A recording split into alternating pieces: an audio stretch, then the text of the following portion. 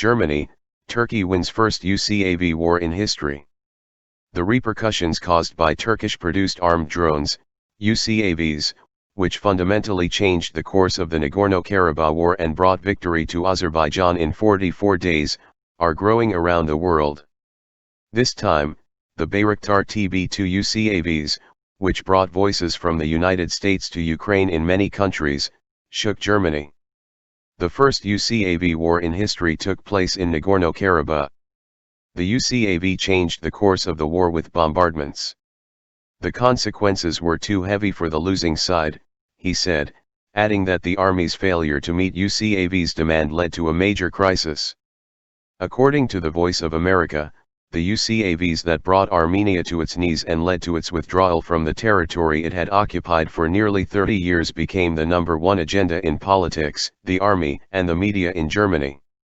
In media comments, the Nagorno-Karabakh war was almost described as the first war won only by the UCAVs, and conventional weapons will no longer have a role against the UCAVs. In the analysis, it is highlighted that there has been a serious paradigm change with the contribution of UCAV in classic war scenarios with combat tanks, cannons, and air attack systems, mainly ground forces. In the German army should or should not use armed drones, their debate has gained new momentum. Federal Defense Minister Annegret Kramp-Karrenbauer praised the success of Turkish UCAVs. In Karabakh, the first UCAV war in history took place. The UCAV changed the course of the war with bombardments. The consequences were too heavy for the losing side. Emphasizing the German army's lack of air defense and attack systems in this regard, Minister Kramp-Karrenbauer demanded the arming of unmanned aerial vehicles in the army's presence and the acquisition of new UCAV. As a German army, we want to use UCAV to defend ourselves and protect ourselves, said Eberhard Zorn, chief of the German General Staff. Gerd Estenhofer, head of the German Institute for Defense and Strategic Research, GIDS, says that in order for the defense system to meet the requirements of the era, it is necessary to arm unmanned aerial vehicles. Turkey has reached a very high technical level in this regard. While we discuss the necessity of UCAV, Turkey has created a successful technology for many years.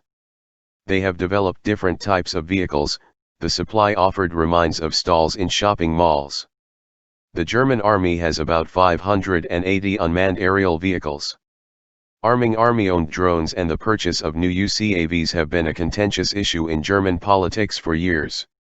In the coalition government, the Unity Party's CDU/CSU demanded that Israel take Heron TP, the UCAV model developed by Israel, while its coalition partner, the SPD, is known as the party that prevents it. Drones' military gun supply and the development of Unity is included in the coalition agreement signed between the parties finally, although 3 years ago with SPD chairman Norbert Walter Borgens, in the German army in terms of constitutional law and ethical UCAV as necessary for the use of the discussions is not satisfactory. So it is out of the question for us to approve it. He clarified the attitude of the Social Democrats and blocked the way for new armed drones to be taken before the end of this legislative period.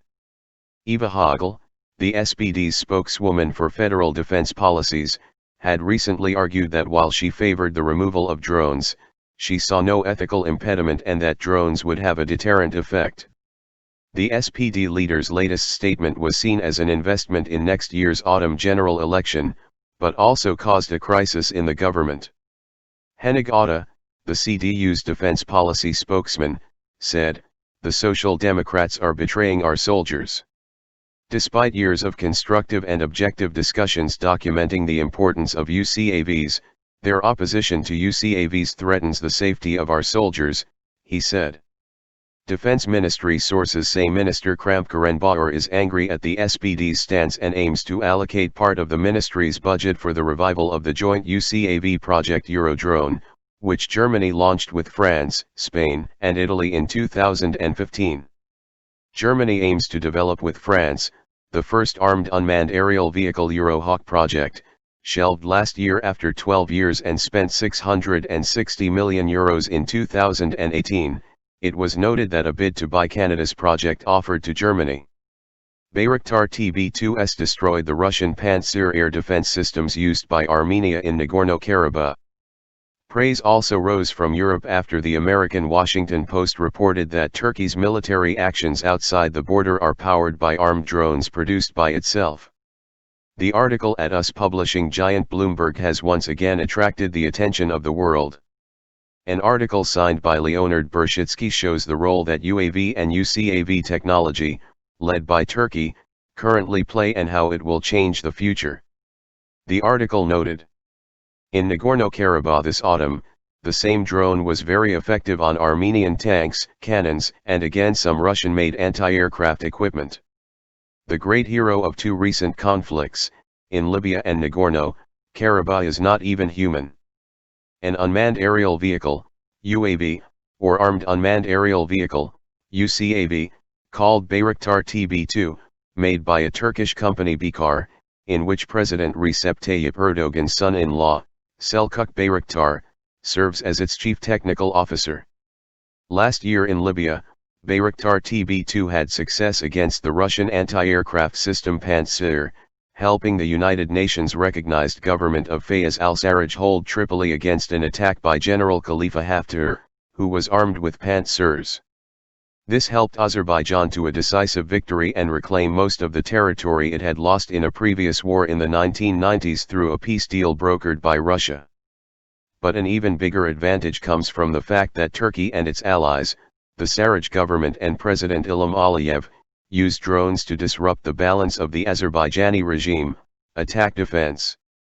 In both the Libyan and Karabakh wars, drone operators took many risks to understand the vulnerabilities of the opposing side, and did not worry about losing one or two UAV/UCAV along the way.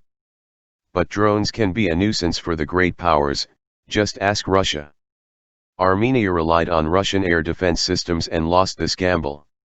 After Pantsir was ineffective in Libya, the Russian army's official weekly newspaper, Zvezda, was forced to admit that the system had a blind spot where an enemy could learn to enter, although it still denied the humiliating inability of the air defense system to Turkish drones. Ukraine, which officially announced last week that it will buy 5 more armed unmanned aerial vehicles, UCAV, Bayraktar TB2 from Turkey, is testing Turkish-made drones in its exercises. The first signs of where and how Ukraine, which previously received 6 Bayraktar TB2 from Turkey, will use Turkish UCAV are also given. The Chief of Staff of the Ukrainian Armed Forces, Ruslan Humchik, signaled that they could drive the Bayraktar TB2s into the field against Russian separatists in the Donbass region. But the real surprise is Crimea. Local media, again citing General Humchik, wrote that the Ukrainian military, which is slowly gaining a swarm of drones, could use the Bayraktar TB2 directly against Russia for the first time. According to reports, the newly acquired Bayraktar TB2s will fly over the Black Sea and the Azov Sea, spying on Crimea, which Russia invaded and annexed in 2014. Local media reported that the drones, which can fly up to 300 kilometers, will identify Russian targets in Ukraine, and Chief of Staff Humchik made the statement during the exercise at the Shiraki land training area.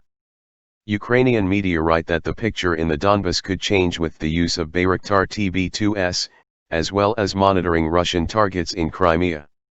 According to reports, the UCAVs, who changed the fate of the Nagorno-Karabakh war and almost never fell, will give a serious test against the Russians in Donbas. Ukraine and Russia last faced off in the Kerch Strait in 2018. 2 small boats belonging to the Ukrainian army trying to cross the strait were seized by the Russian Navy, and Ukrainian soldiers were detained. Russia, which also wants to block Ukraine's access to the Azov Sea, which it accuses of violating its territorial waters, has deployed a tanker at the entrance to the Kerch Strait, flying its warplanes in the area. While the Ukrainian military was on alert, Russia had deployed an S-400 missile defense system to Crimea to intimidate the Kiev administration. Gustav Gressel, senior policy fellow and analyst at the Council of Europe's Foreign Relations, ACFR, said earlier in the week that Europe should undoubtedly learn from what Turkish Sikhs are doing in Nagorno-Karabakh. The success of the Turkish Sikhs should worry Europe, Gressel warned EU countries, recalling that the Nagorno-Karabakh war ended in only 44 days, Armenia lost thousands of soldiers, likewise tanks and armored vehicles. Turkish drones played a key role in the victory of the Azerbaijani army. Turkey has dramatically improved its drone technology in the past 10 years, despite some US restrictions and embargoes. These limitations led Turkey to produce its own technology.